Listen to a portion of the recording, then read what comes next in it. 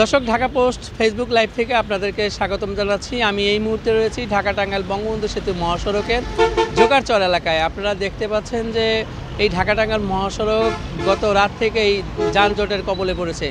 এখন পর্যন্ত সর্বশেষ যে তথ্য অনুযায়ী বঙ্গবন্ধু সেতু পূর্ব থেকে টাঙ্গাইলের আশিকপুর বাইপাস পর্যন্ত প্রায় 25 কিলোমিটার সড়কে এই যানজটের সৃষ্টি হয়েছে এবং এর মধ্যে কোথাও কোথাও পরিবহন ধীরগতিতে চলাচল করছে। আমি যদি আপনাদেরকে দেখাই যে এই সড়কটিতে বিগত কয়েকদিন আগেও কিন্তু তেমন যানজট বা ভোগান্তি ছিল না। গতকাল রাত থেকেই এই পরিস্থিতির সৃষ্টি হয়েছে। এখন পর্যন্ত গাড়ি ধীরগতিতে চলাচল করছে, একটির পিছনে আরেকটি গাড়ি চলাচল করছে এবং এই যে গত রাত থেকে এই যে যানজট, যে ধীরগতি, এর কারণে কিন্তু চরম ভোগান্তিতে পড়েছে যাত্রী এবং চালক যারা রয়েছেন।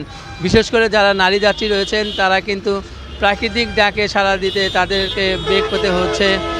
এছাড়া হচ্ছে যে গতকাল রাতে বঙ্গবন্ধু সেতুর উপর একটি বিআরটিসি বাস বিকল হয়েছিল। সেই বিকল হওয়ার পরেই সেতুতে প্রায় 20 মিনিট টোল আদায় বন্ধ ছিল এবং সেই রাতের পর থেকেই এই যে টোল আদায় বন্ধ, এর থেকে মূলত এই যানজটের সৃষ্টি হয়েছে। এবং এছাড়া সেতুর উপরে ছোট বড় আরও কয়েকটি বাস আসলে নষ্ট হয়েছিল এবং এছাড়া এই ভোরে আরেকটি ডাবল ডেকারে একটি বাস দুর্ঘটনার কবলে পড়েছিল এবং সেই বাসটি উদ্ধারের জন্য সেতুতে টোল আদায় বন্ধ ছিল 5 মিনিট।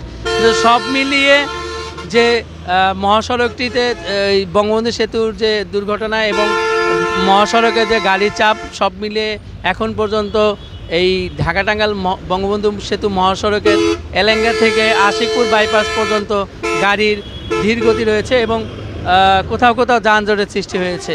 আরেকটি বিষয় হচ্ছে যে এই মহাসড়কটিতে এবারের ঈদ যাত্রায় গত দুদিন আগেও স্বস্তিতে গেলেও গতকাল রাত থেকেই মানুষ চরম ভোগান্তিতে পড়েছে এবং এই পর্যন্ত যেটি আপনারা দেখছেন যে এই ঢাকা টাঙ্গাইল বঙ্গবন্ধু সেতু মহাসড়কের যে জোগাড়চরের পয়েন্টটি, এটি কিন্তু প্রচুর গাড়ি যাচ্ছে এবং এই উত্তরবঙ্গগামী এই গাড়িগুলো এলেঙ্গা এবং বঙ্গবন্ধু সেতু যে 2 লেনের সড়ক রয়েছে, সেই 2 লেন সড়ক দিয়ে উত্তরবঙ্গ গাড়ি পরিবহন যাতায়াত করছে। এছাড়া ঢাকাগামী যে পরিবহনগুলো রয়েছে সেগুলো বঙ্গবন্ধু সেতুর গোল চত্বর থেকে ঘুরিয়ে দেওয়া হচ্ছে এবং সেই গাড়িগুলো ভুয়াপুর এলেঙ্গা সড়ক ব্যবহার করে তারা আবার ঢাকার দিকে চলে যাচ্ছে এবং এর ফলে যে আঞ্চলিক সড়ক রয়েছে এলেঙ্গা ভুয়াপুর বঙ্গবন্ধু সেতু যে সড়কটি, সেই সড়কেও পরিবহনের ধীরগতি রয়েছে এবং কোথাও কোথাও বিভিন্ন অংশে গাড়িগুলো স্থায়ী দাঁড়িয়ে রয়েছে।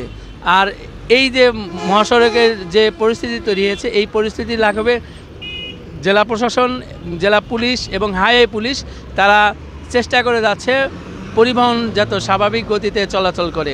এবং আপনারা দেখতে পাচ্ছেন যে মানুষ বাস না পেয়ে তারা খোলা ট্রাক, পিক আপ এবং যে যেমন পারছেন সে তেমন করেই তাদের গন্তব্যে যাওয়ার চেষ্টা করছেন এবং তারা পরিবারের সাথে ঈদ করবেন সেই আনন্দে তারা যাচ্ছেন খোলা ট্রাকে চেপেই। আসলে এই মহাসড়কটিতে ভোগান্তি শুরু হয়েছে গতকাল রাত থেকেই।